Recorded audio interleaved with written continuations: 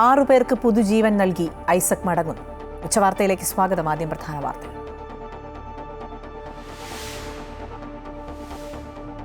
കൊല്ലം സ്വദേശി ഐസക് ഇനിയും ജീവിക്കും. 6 പേരിലൂടെ ഐസക്കിന്റെ ഹൃദയവുമായി തിരുവനന്തപുരത്ത് നിന്ന് എയർ ആംബുലൻസ് കൊച്ചിയിലേക്ക്. എറണാകുളം ലിസി ആശുപത്രിയിൽ ചികിത്സയിൽ കഴിയുന്ന അങ്കമാലി സ്വദേശിക്ക് മാറ്റിവെക്കും. സംസ്ഥാനത്ത് അമീബിക് മസ്തിഷ്ക ജ്വരം ബാധിച്ച് ഒരു ജീവൻ കൂടി പൊലിഞ്ഞു. മലപ്പുറം ചേലേമ്പ്ര സ്വദേശി ഷാജി മരിച്ചത് കോഴിക്കോട് മെഡിക്കൽ കോളേജ് ആശുപത്രിയിൽ. 1 മാസത്തിനിടെ മരിച്ചത് 6 പേർ. സർക്കാർ കണക്കിൽ 2 മരണം മാത്രം.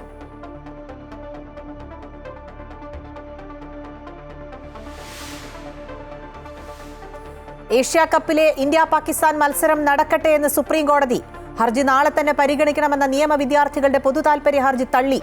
ഇന്ത്യ പാകിസ്ഥാൻ മത്സരം ഞായറാഴ്ച ദുബായിൽ.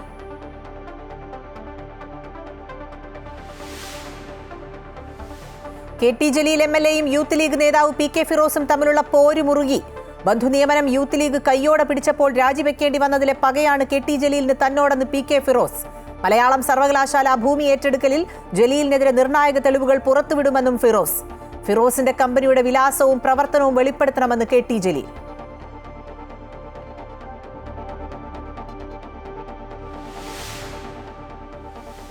ഖത്തർ ആക്രമണത്തിൽ GCC രാഷ്ട്രങ്ങൾക്ക് കടുത്ത അമർഷം. ഗൾഫ് രാജ്യങ്ങൾ ഒറ്റക്കെട്ടായി ഇസ്രയേലിന് മറുപടി നൽകുമെന്ന് ഖത്തർ പ്രധാനമന്ത്രി. ഖത്തറിന് പിന്നാലെ യമനിലും ആക്രമണം നടത്തി ഇസ്രയേൽ. സനായിൽ 35 മരണം. ഇസ്രയേൽ ആക്രമിച്ചതിനുള്ള തിരിച്ചടിയെന്ന് നെതന്യാഹു. അതൃപ്തി അറിയിച്ച് ട്രംപ്.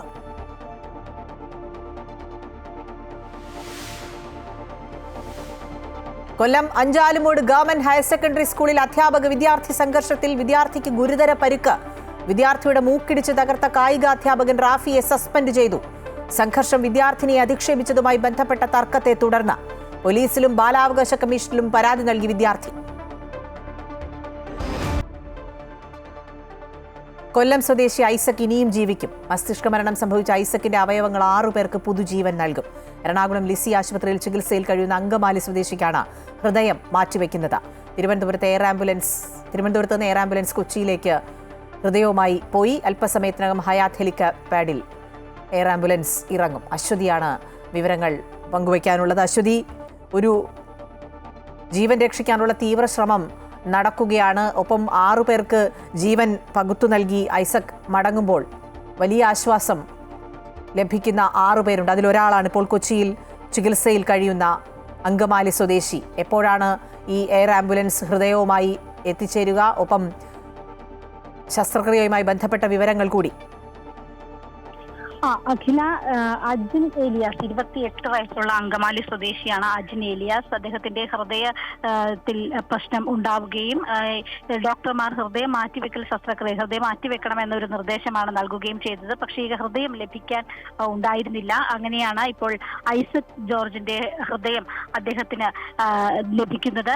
അല്പസമയത്തിനകം തന്നെ ഏകദേശം 1:10 കൂടി തന്നെ ഹയാത്തിലെ ഹെലിപാഡിൽ ഈ ഐസക്കിന്റെ ഹൃദയവുമായുള്ള ഹെലികോപ്റ്റർ വന്നിറങ്ങും. ഇവിടെ നിന്നും 5 മിനിറ്റ് സമയത്തിനുള്ളിൽ തന്നെ ശസ്ത്രക്രിയ നടക്കുന്ന ലിസി ആശുപത്രിയിലേക്ക് അത് കൊണ്ടുപോകുമെന്നാണ് മനസ്സിലാക്കുന്നത്. അതിനുള്ള എല്ലാവിധ സജ്ജീകരണങ്ങളും ഇവിടെ ഒരുക്കിയിട്ടുണ്ട്.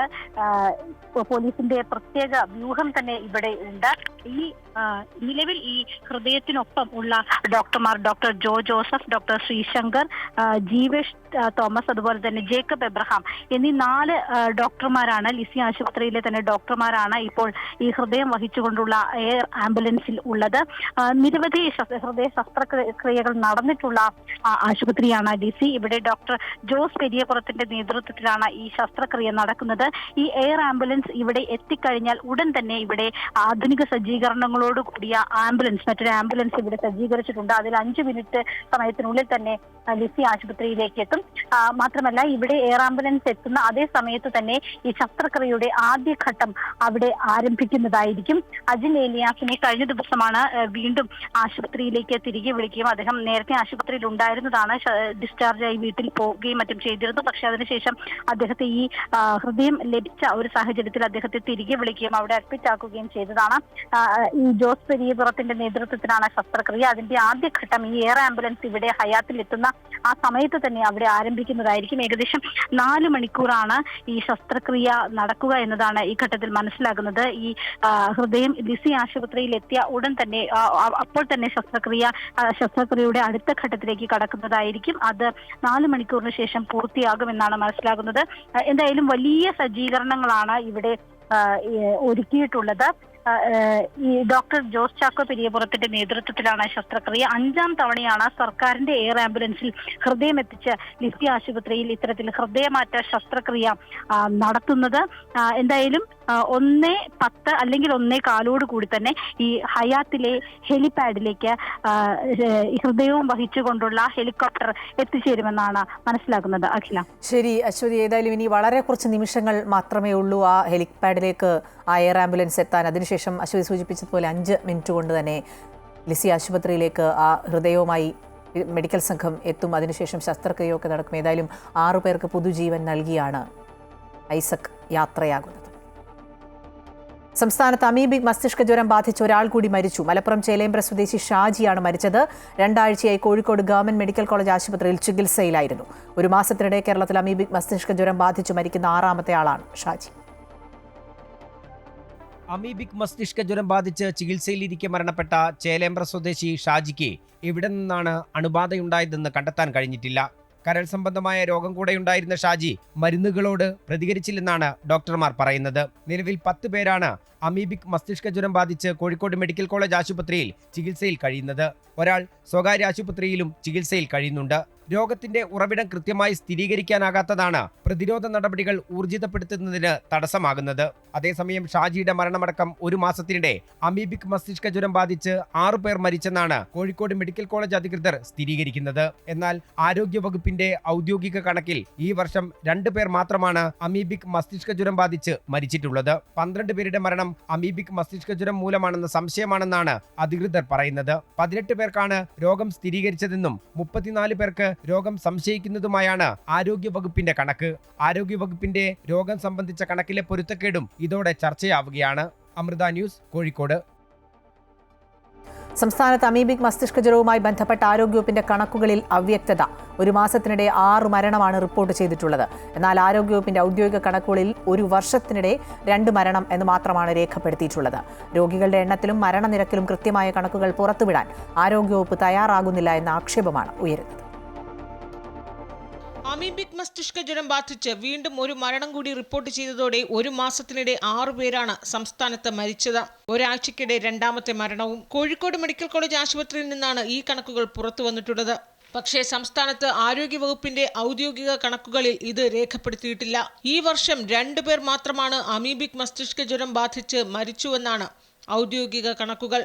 18 പേർക്ക് രോഗം സ്ഥിരീകരിച്ചുവെന്നാണ് കണക്ക്. 34 പേർക്ക് രോഗം സംശയിക്കുന്നതായും ഔദ്യോഗിക രേഖകളിൽ ചൂണ്ടിക്കാട്ടുന്നു. 12 പേരുടെ മരണം അമീബിക് മസ്തിഷ്ക ജ്വരത്തെ തുടർന്നാണെന്ന് സംശയമെന്നും ആരോഗ്യവകുപ്പ് അധികൃതർ പറയുന്നു. മലപ്പുറം സ്വദേശിയുടെ മരണമാണ് ഏറ്റവും ഒടുവിൽ സ്ഥിരീകരിച്ചിരിക്കുന്നത്. ഇദ്ദേഹം കോഴിക്കോട് മെഡിക്കൽ കോളേജ് ആശുപത്രിയിൽ ചികിത്സയിലായിരുന്നു. എവിടെ നിന്നാണ് അണുബാധ ഉണ്ടായതെന്ന് ഇതുവരെയും കണ്ടെത്താൻ കഴിഞ്ഞിട്ടില്ല. നിലവിൽ 10 പേർ ഇപ്പോഴും കോഴിക്കോട് മെഡിക്കൽ കോളേജ് ആശുപത്രിയിൽ ചികിത്സയിലാണ്. ഇതിനിടെ ചികിത്സയിലായിരുന്ന 2 പേർ രോഗമുക്തി നേടി എന്നതും ആശ്വാസമാണ്. ഒരേ സമയം ആശങ്കയും ആശ്വാസവും നൽകുന്ന കണക്കുകളാണ് ഓരോ ദിവസവും അമീബിക് മസ്തിഷ്ക ജ്വരവുമായി ബന്ധപ്പെട്ട് പുറത്തുവരുന്നത്. എന്നാൽ ആരോഗ്യവകുപ്പ് മരണനിരക്കിലും രോഗികളുടെ എണ്ണത്തിലും കൃത്യമായ കണക്കുകൾ പുറത്തുവിടേണ്ടതുണ്ട്. അമൃത ന്യൂസ്, തിരുവനന്തപുരം. നിയമസഭ പാസാക്കുന്ന ബില്ലുകളിൽ തീരുമാനമെടുക്കുന്നതിൽ ഗവർണർക്കും രാഷ്ട്രപതിക്കും സമയപരിധി നിശ്ചയിച്ച വിധി ചോദ്യം ചെയ്ത് രാഷ്ട്രപതി നൽകിയ റഫറൻസിന്റെ വാദം തുടരുകയാണ്. ബില്ലിൽ അനിശ്ചിതമായി തീരുമാനമെടുക്കാതിരിക്കാൻ ഗവർണർക്ക് അധികാരമില്ലെന്ന് കേന്ദ്രം സുപ്രീം കോടതിയിൽ അറിയിച്ചു. എന്നാൽ സമയപരിധി വയ്ക്കാനും ആകില്ലെന്ന് സോളിസിറ്റർ ജനറൽ തുഷാർ മേത്ത വ്യക്തമാക്കി. കെ പ്രശാന്ത് ഈ വാർത്തയുടെ വിശദാംശങ്ങൾ നൽകും. പ്രശാന്ത്, ഈ റഫറൻസിൽ വാദം കഴിഞ്ഞ കുറച്ച് ദിവസമായി തുടരുന്നുണ്ട്. കേന്ദ്രത്തിന്റെ വാദമാണ് ഇന്ന് കേട്ടതെന്ന് മനസ്സിലാക്കുന്നു. വിവരങ്ങൾ. അഖില, 10ാമത്തെ ദിവസമാണ് രാഷ്ട്രപതിയുടെ റഫറൻസിന്മേലുള്ള വാദം ഇപ്പോഴും തുടരുന്നത്. ഇതിൽ ഏറ്റവും പ്രധാനപ്പെട്ടത് ഇന്ന് കേന്ദ്ര സർക്കാരിന്റെ ഭാഗത്തു നിന്നുള്ള നിർദ്ദേശങ്ങളാണ് പ്രധാനമായും സുപ്രീം കോടതിക്ക് മുൻപിലേക്ക് എത്തിയത്. അറ്റോർണി ജനറൽ ആർ വെങ്കിട്ടരമണിയും ഒപ്പം തന്നെ സോളിസിറ്റർ ജനറൽ തുഷാർ മേത്തയുമാണ് കേന്ദ്ര സർക്കാരിന് വേണ്ടി തങ്ങളുടെ നിലപാടുകൾ വ്യക്തമാക്കി. അതിൽ ഏറ്റവും പ്രധാനപ്പെട്ട കാര്യം ഗവർണർക്ക് ഇത്തരത്തിൽ സമയപരിധി വെക്കാനാകില്ല എന്നുള്ളതാണ് പ്രധാനമായി പറഞ്ഞത്. പക്ഷേ അനിശ്ചിതകാലമായി ഈ ബില്ലുകൾ ഇങ്ങനെ നീട്ടിവെക്കാൻ ഗവർണർക്ക് അധികാരമില്ല. അങ്ങനെ ഒരു അധികാരം ആർട്ടിക്കിൾ 200 നൽകുന്നില്ല എന്നുള്ളത് വ്യക്തമാക്കുന്നുണ്ട്. പക്ഷേ ഈ ഒരു സമയപരിധി വെച്ച് കഴിഞ്ഞാൽ സ്വാഭാവികമായും മറ്റു ചില മാനദണ്ഡങ്ങൾ ലംഘിച്ചുകൊണ്ട് ആ ബില്ലുകളിൽ തീരുമാനമെടുക്കേണ്ടി വരും. അതുകൊണ്ടാണ് അത്തരമൊരു നീക്കം. അതുകൊണ്ട് അത് അംഗീകരിക്കാനാകില്ല എന്നുള്ളതാണ് പ്രധാനപ്പെട്ട കാര്യം. അതേസമയത്ത് ചീഫ് ജസ്റ്റിസ് BR ഗവായി ചോദിച്ചത് ഇങ്ങനെ ഒരു സാഹചര്യം ഉണ്ടെങ്കിൽ ആ ബില്ലുകൾ തിരിച്ചയക്കേണ്ടതില്ലേ, അതിന് എന്ത് തടസ്സമാണ് ഉള്ളത് എന്നുള്ളതാണ് പ്രധാനമായും ചോദിച്ചത്. സ്വാഭാവികമായും ബില്ലുകൾ ഒരു സന്ദേശത്തോടെ എന്തുകൊണ്ട് ബില്ലുകൾ തിരിച്ചയക്കുന്നു കൃത്യമായ രീതിയിൽ ആ കാരണങ്ങൾ കൂടി ബോധിപ്പിച്ചുകൊണ്ട് ആ ബില്ലുകൾ തിരിച്ചയക്കേണ്ടതില്ലേ എന്നുള്ളതാണ് പ്രധാനമായും ചോദിച്ചത്. അത്തരം നടപടിക്രമങ്ങൾ പാലിക്കുന്നുണ്ടോ എന്നുള്ളതാണ് സുപ്രീം കോടതി ചോദിച്ചത്. അപ്പോൾ അറ്റോർണി ജനറൽ പറഞ്ഞത് സാധാരണഗതിയിൽ അങ്ങനെ സംഭവിക്കാറില്ല. അത് ഈ ആർട്ടിക്കിൾ 200 എന്ന് പറയുന്നത് നിയമസഭാ നടപടിക്രമങ്ങളാണ്. അതിന്റെ ഭാഗമായി തന്നെ മുന്നോട്ട് പോകുന്നതാണ്. ഗവർണർ സർക്കാരിന്റെ ഭാഗമാണ്. അതുകൊണ്ട് തന്നെ ആ നടപടികൾ അത്തരത്തിൽ തന്നെ വിലയിരുത്തിയാൽ മതി എന്നുള്ളതാണ്. മാത്രമല്ല ഏതെങ്കിലും ഒരു സർക്കാരിനെതിരായ നീക്കമായി ഇതിനെ കാണേണ്ടതില്ല എന്നുള്ളതാണ് അറ്റോർണി ജനറലും ഒപ്പം തന്നെ തുഷാർ മേത്ത സോളിസിറ്റർ ജനറലും വ്യക്തമാക്കിയത്. തമിഴ്നാട് സർക്കാരിനെതിരായ ഒരു നീക്കമായും ഇത്തരം നീക്കങ്ങളെ കാണേണ്ടതില്ല. അത് ഏതൊരു സംസ്ഥാനങ്ങളുടെ കാര്യത്തിൽ കേന്ദ്രം ഒരു തരത്തിലുള്ള നിലപാടുകൾ എടുക്കുന്നില്ല. കേന്ദ്രം എടുക്കുന്ന നിലപാടുകൾ പലപ്പോഴും പല തട്ടിൽ നിന്നുകൊണ്ട് ചില കാര്യങ്ങൾ ആലോചിച്ചെടുക്കുന്ന തീരുമാനമാണ്. പലപ്പോഴും ഇതിനു മുൻപുള്ള സർക്കാരുകളും സമാനമായ രീതിയിൽ തന്നെയാണ് കാര്യങ്ങൾ എടുത്തിട്ടുള്ളത് എന്നുള്ളത് പറയുന്നു. ഒപ്പം തന്നെ 90% കേസുകൾ 50 വർഷക്കാലത്തിനിടയിൽ 90% ബില്ലുകളിലും കൃത്യമായി നിലപാട് എടുത്തുന്നത് 10% ബില്ലുകളിലും മാത്രമാണ് ഏതെങ്കിലും ഒരു കാലതാമസം നേരിടുന്നത്. അത് പ്രത്യേക സാഹചര്യങ്ങൾ മനസ്സിലാക്കിക്കൊണ്ട് തന്നെയാണ്. അതുകൊണ്ട് ഏതെങ്കിലും ഒരു ബില്ലിന്റെ അടിസ്ഥാനത്തിൽ എടുക്കുന്ന വിധിയോ കാര്യങ്ങളോ എല്ലാം തന്നെ എല്ലാ ബില്ലുകളിലോ എല്ലാ സംസ്ഥാനങ്ങളിലോ പ്രാവർത്തികമാക്കാൻ കഴിയില്ല എന്നുള്ളതാണ് കേന്ദ്ര സർക്കാർ വാദമായി ഉന്നയിച്ചത്.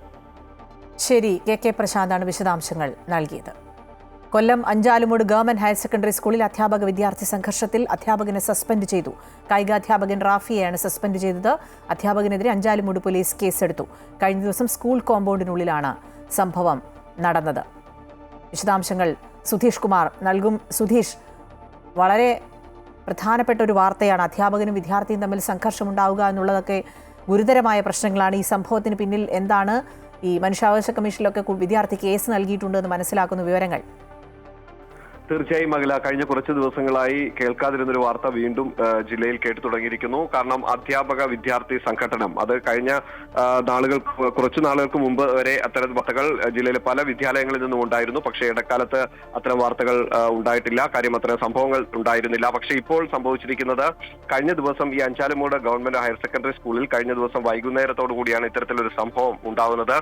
അധ്യാപകൻ വിദ്യാർത്ഥി തമ്മിലുള്ള വാക്കേറ്റം അതൊരു സംഘട്ടനത്തിലേക്ക് മാറുകയും ഒരു ക്രൂരമായ മർദ്ദന രീതികളിലേക്കൊക്കെ ഇത് സംഭവം എത്തിച്ചേർന്നു. വിദ്യാർത്ഥിക്ക് തലയ്ക്കും മൂക്കിനുമാണ് പരിക്കേറ്റത്. വിദ്യാർത്ഥി ജില്ലാ ആശുപത്രിയിൽ ചികിത്സ തേടി. ഈ അധ്യാപകനും ഈ സ്കൂളിലെ കായികാധ്യാപകനാണ് റാഫി. അദ്ദേഹത്തിനും പരിക്കുണ്ട്. അദ്ദേഹവും ആശുപത്രിയിൽ ചികിത്സ തേടിയിരുന്നു. ഇപ്പോൾ സംഭവത്തിൽ പോലീസും ബാലാവകാശ കമ്മീഷനും വിദ്യാർത്ഥിയുടെ പരാതിയുടെ അടിസ്ഥാനത്തിൽ ഇടപെട്ടിട്ടുണ്ട്. ഈ സംഭവത്തിൽ വിദ്യാഭ്യാസ മന്ത്രിയുടെ നിർദ്ദേശപ്രകാരം അധ്യാപകനെ അന്വേഷണ വിധേയമായി സസ്പെൻഡ് ചെയ്തു. കുട്ടിയോടും ഈ 2 ആഴ്ചക്കാലത്തേക്ക് സ്കൂളിൽ എത്തേണ്ട എന്നൊരു നിർദ്ദേശം നൽകിയിട്ടുണ്ട്. ഈ ഒരു സംഭവത്തെക്കുറിച്ച് 2 തരത്തിലുള്ള വിശദീകരണങ്ങളാണ് സ്കൂളിന്റെ ഭാഗത്തു നിന്നും വിദ്യാർത്ഥികളുടെ ഭാഗത്തു നിന്നും ഉണ്ടാകുന്നത്.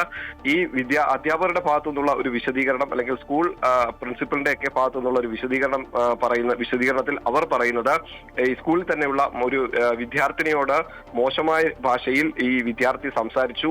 ഈ ഒരു പരാതി ഈ അധ്യാപകന് മുന്നിൽ എത്തുന്നു. തുടർന്ന് അധ്യാപകൻ ഈ വിദ്യാർത്ഥിയെ വിളിച്ച് ചോദ്യം ചെയ്യുന്നു. ആ സമയത്ത് വിദ്യാർത്ഥി പ്രകോപനപരമായ കാര്യങ്ങളിലേക്ക് നീങ്ങുന്നു. അത്തരം സംഭവങ്ങളെ തുടർന്നാണ് സംഘട്ടനത്തിലേക്ക് നീങ്ങിയത് എന്നാണ് സ്കൂളിലെ പ്രധാനാധ്യാപകൻ പറയുന്നത്.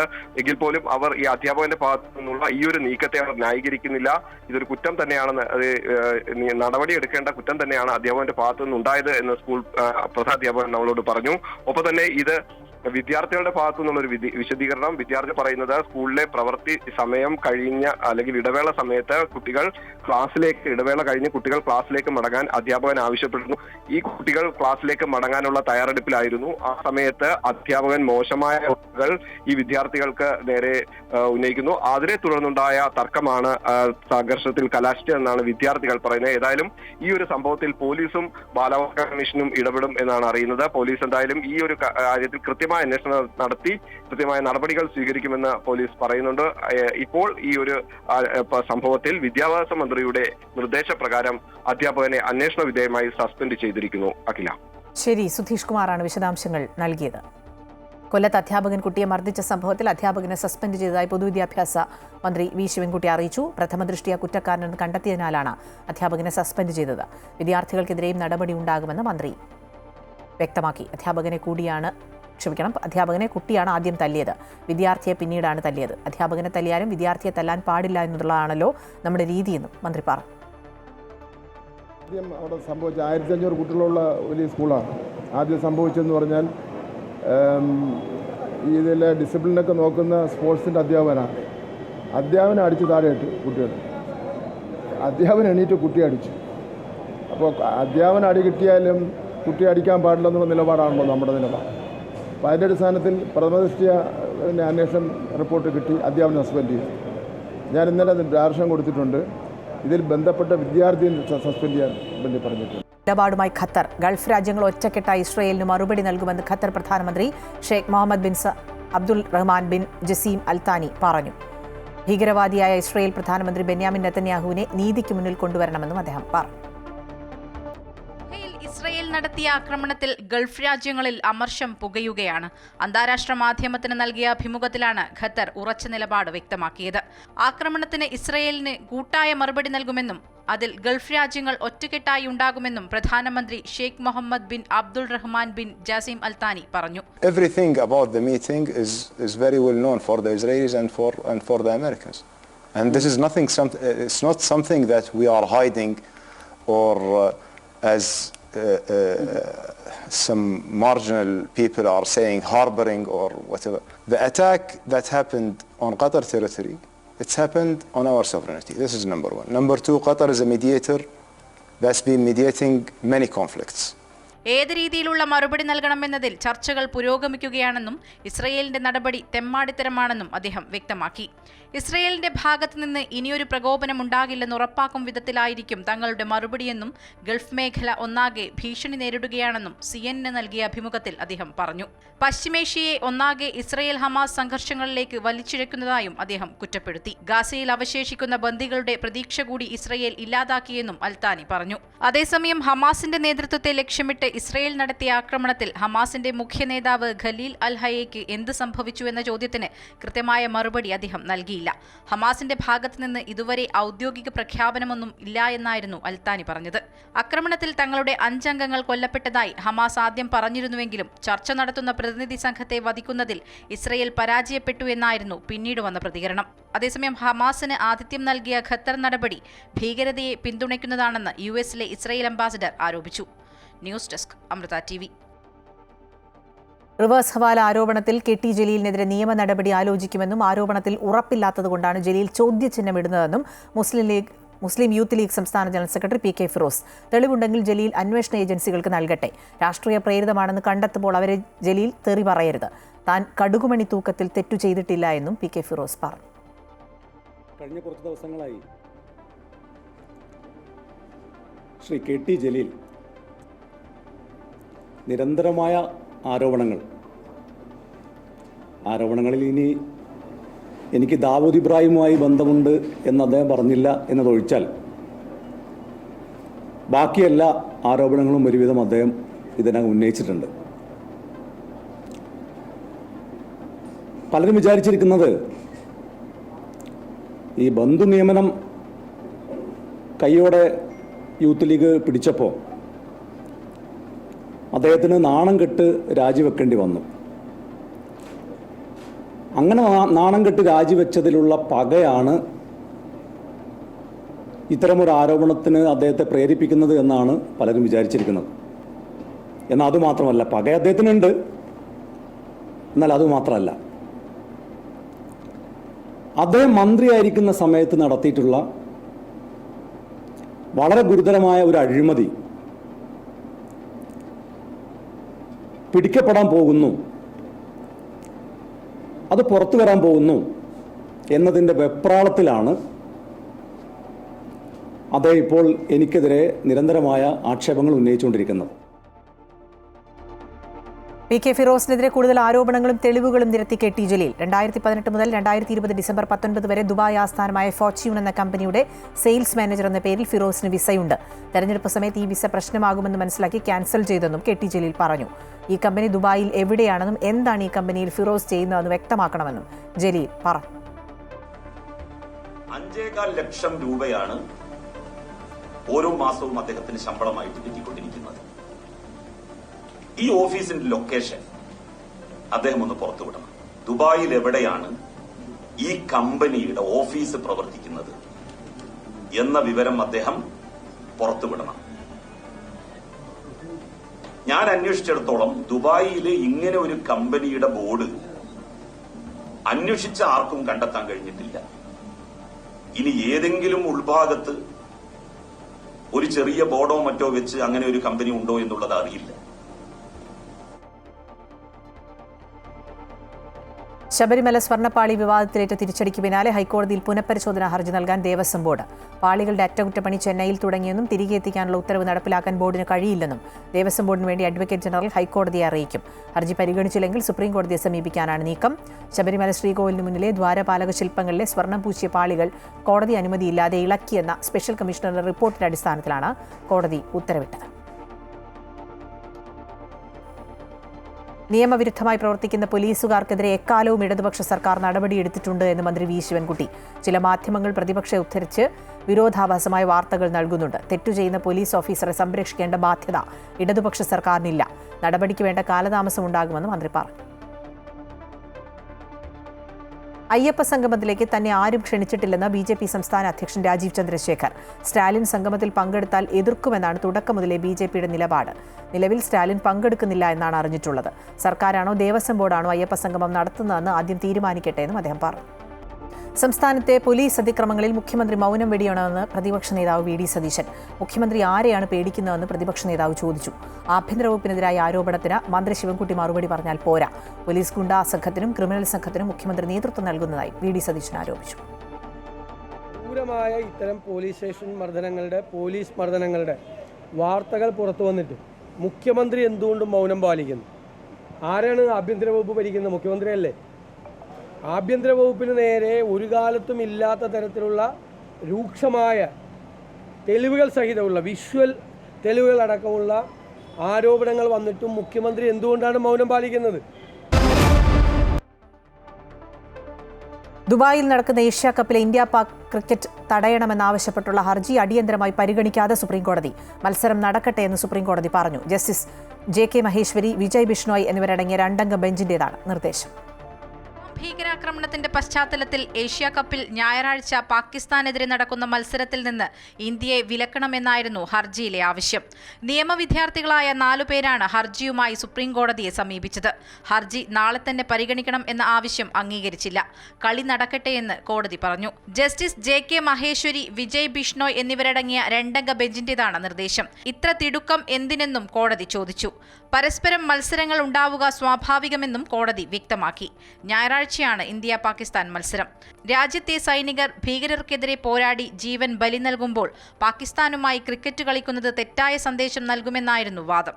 അതേസമയം ICC ഇവന്റുകളിൽ പാകിസ്ഥാനെതിരായ മത്സരം ബഹിഷ്കരിക്കുക എന്നത് പ്രായോഗികമല്ലെന്ന് BCCI നേരത്തെ വ്യക്തമാക്കിയിരുന്നു. അത്തരം നീക്കം രാജ്യത്തിന്റെ കായിക മേഖലയെ ബാധിക്കുമെന്നും BCCI വ്യക്തമാക്കിയിരുന്നു. അമൃത ന്യൂസ്, ന്യൂഡൽഹി. ഉച്ചവാർത്ത പൂർണ്ണമാവുകയാണ്. കൂടുതൽ വാർത്തകൾ അമൃത ന്യൂസ് യൂട്യൂബ് ചാനലിൽ കാണാം. നമസ്കാരം.